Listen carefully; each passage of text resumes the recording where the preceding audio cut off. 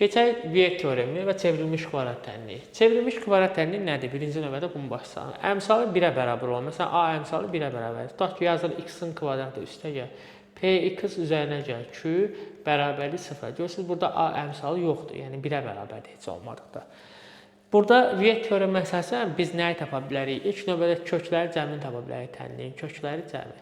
Kökləri cəmi necə hesablanır? Kökləri cəmi dedikdə nə başa düşülür? Yəni bir kökü ilə o bir kökünün cəmi. Bu x əmsalının əksidir çevrilmiş kvadrat tənliyində.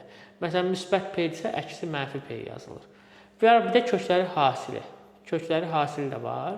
Kökləri hasili necə tapılır? Bəs kökləri hasili x1 vurulsun x2 deməkdir. O da x-dan sonra gələn sərbəst həddin özüdür. Yəni əksi zadı yox, sadəcə özüdür. Yaxşımı?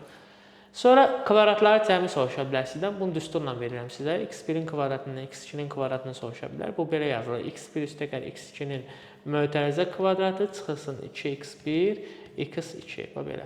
Bir də kublar cəmində soruşa bilər. Bunu da yazaq. x1-in kubu üstəgəl x2-nin kubu. Bu da belə yazılacaq. x1 üzərinə gəl x2-nin mötərizə kubu çıxılsın 3x1 vurulsun x2. Burada da x1 üzərinə gəl x2. Bu belə.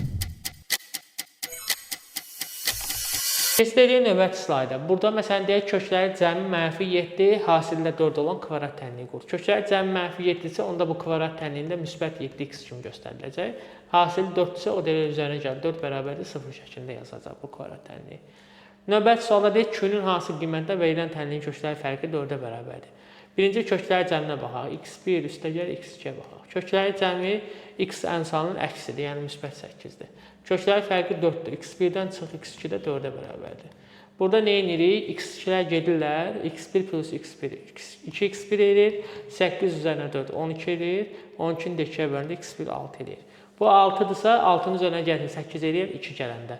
Deyək kökləri hasili, yəni Q kökləri hasilində durduğuna görə biz yəni x1 vurulsun x2-ni tapmalıyıq. Burada da x1-i 6, x2-ni də 2 tapmışıq. 6-nı da vuracağıq 2, o da 12 belə. Məsələn, burada deyək tənliyin köklərinin kvadratları cəmi tap. Yəni x1-in kvadratı üzərinə gəl x2-nin kvadratını tap deyil. Biz də bununla bağlı bayaq düstur yazırıq ki, bu necədir? x1 üstəgəl x2-nin mötərizə kvadratı çıx 2x1 vurulsun x2-dir. Burada bunların cəmini 5 verib, kvadratı 25 edir, çıxılsın. Hasili də 3-dür, 2 üçün də 6 edir. 25-dən də 6, 19-a bərabər.